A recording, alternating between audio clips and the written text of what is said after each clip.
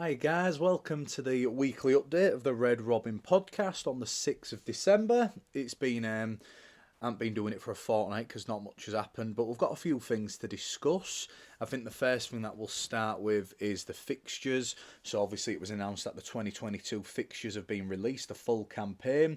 Rovers start off, as we knew anyhow, a few days before on the 11th of Feb at home to Wigan.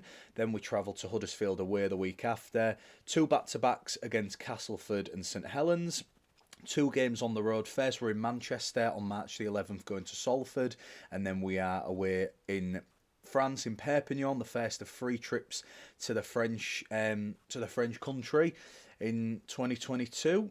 The month of April sees us play Warrington at home, and then it's the big derby. I think the Challenge Cup's in between the Warrington game on April the 1st, and then the Friday the 15th of April. Hull College, Craven Park, the first derby of the year, so Rovers are hosting that. I'm actually repping my new badge as well, which is good, and you know what, it's really grown on with the kits and the away kit and stuff. Once it all dies down and everything, you kind of realise it's just kit, and the gear's really nice in it, so make sure you're buying that. Plenty of Christmas presents coming up, I suppose. Then on Easter Monday, we go to the Stade Ernest Wallon, we play 𝚂𝙾𝙲𝙀𝐵, newly promoted away, so that's the second trip to France.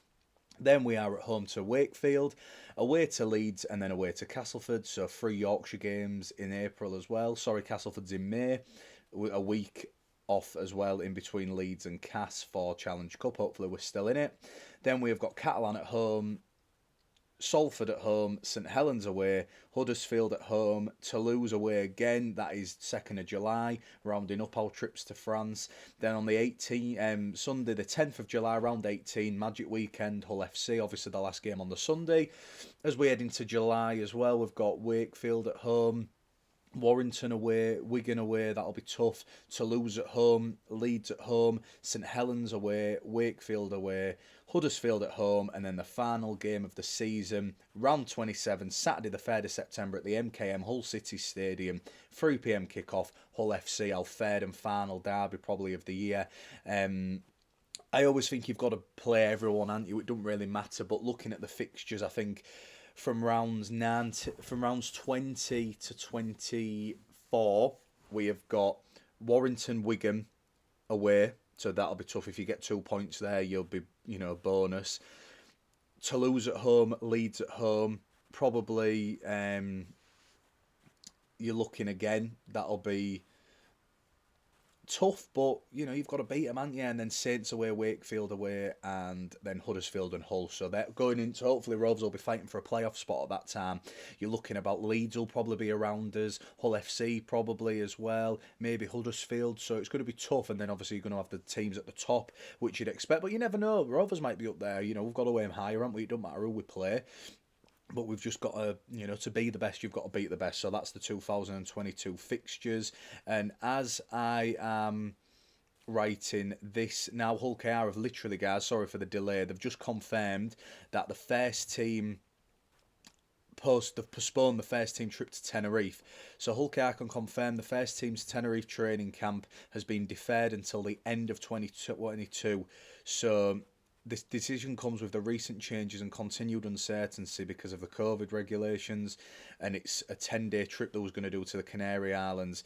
It's obviously going to ponder the Christmas period as well, so Rovers have confirmed they're not going to go ahead of it. They're going to do it at the end of the beginning of next year, before pre-season for 2023, which is such a shame. That's sad news. I didn't know that, obviously, when we're just coming live there.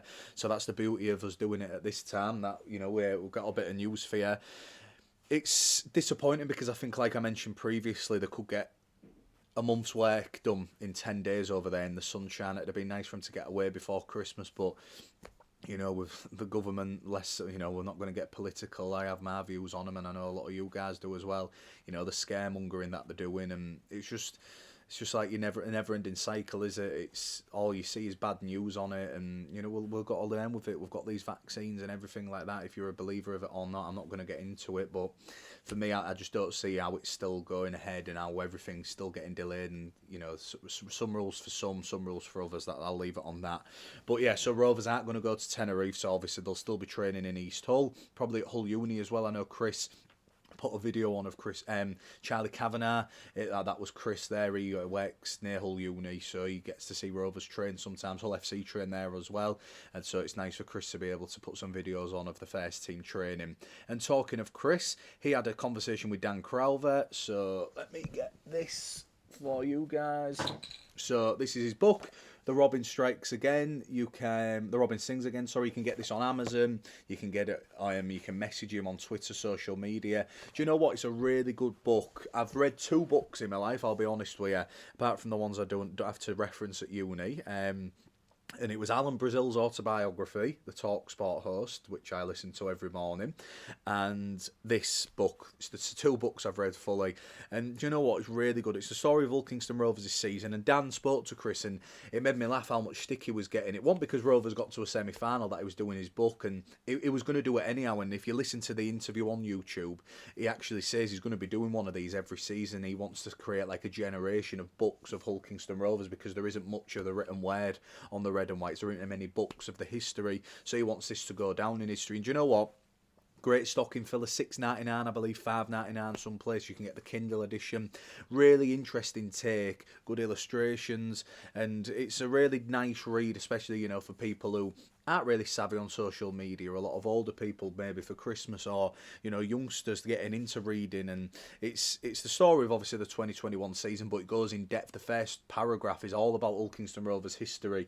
You know, really knowledgeable bloke, Dan, and it was good. I listened to the interview on the way home from work because I wasn't available to do it, so Dan did that with Chris. So check that out on our YouTube page. It was a really interesting listen, and get The Robin Sings Again, spread the word, because obviously Dan's a massive Rovers fan, gets him out there in the illustration world.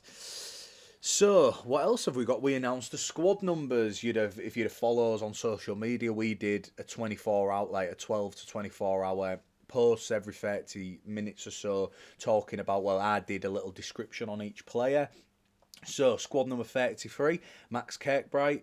32 is Dan Okoro. 31 is Connor Moore. 30, Charlie Kavanagh. 29 is Phoenix Lawali 𝚂𝙾𝙳𝙀, or PLT as we'll reference him in this year's podcast. 28 is 𝚂𝙾𝙳𝙀. Frankie Halton gets the 26 shirt, along with Tom Garrett, who gets the 27. Halton gets 27, Garrett gets 26, the new guys coming from Fev and Dewsbury respectively. Another new addition, grand final winner Greg Richards, he gets the 25 jersey. Sam Wood, who joins us on a 1-year deal from Huddersfield, the outside back and utility player, gets the 24. Ethan Ryan has had the 23 shirt. Will Maher gets 22, Rowan Milnes is 21, Mikey Lewis is 20, 19 goes to Will Dagger, Jimmy Carnhorse, Mr. Utility himself, gets 18, Elliot Minchella returning after an ACL injury, he's on 17, Corbin Sims demoted, but that doesn't mean that, you know, people read a lot into squad numbers, and Tony Smith said it's just a number. Sims goes from 10 to 16.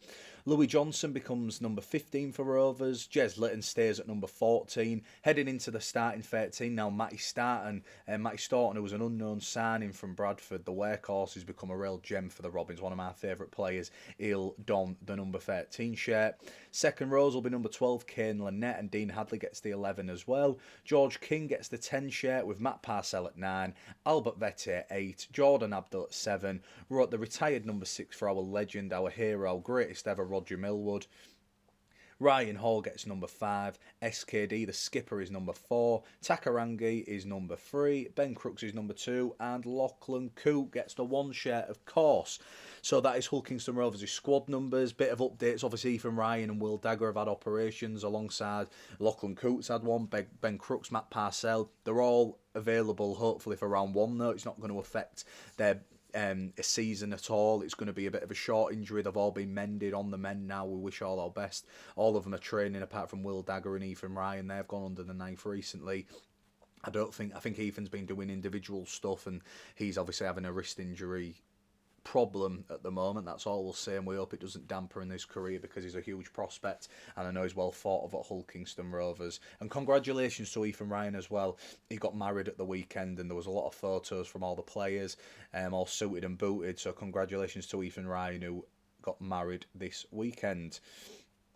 We also saw Tommy Coyle, former boxer, professional boxer, Rovers fan, who's obviously fought Luke Campbell at Rovers. He tweeted that he'd had the pleasure of watching 𝚂𝐾𝐲 train this morning. Brilliant insight, and the energy around the team was very evident.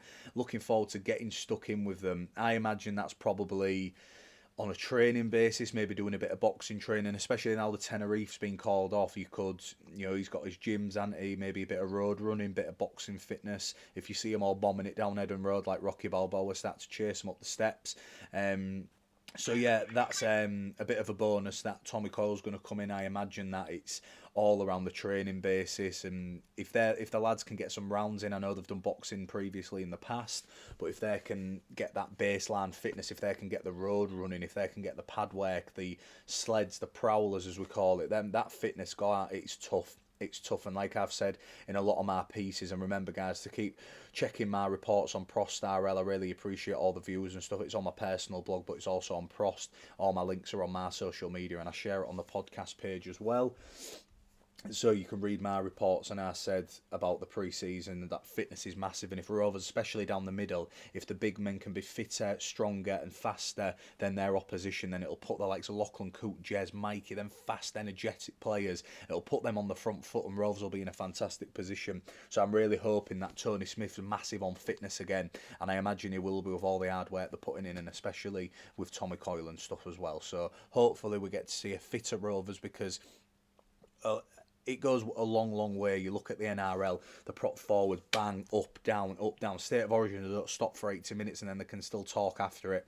That's the level of fitness you need to be to start competing against the Wigan Saints, Warrington, Catalan up there at the big every year. If we can be fitter than most teams, we can blow them off the park, especially in Super League, the lower ends. So that'll be a key factor going into 2022.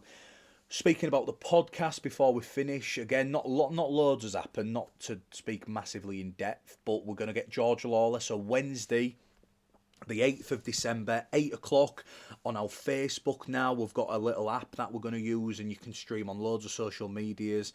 We're in talks to do bigger and better things in 2022. Some exciting stuff coming up for the podcast if it all goes well in the next few weeks.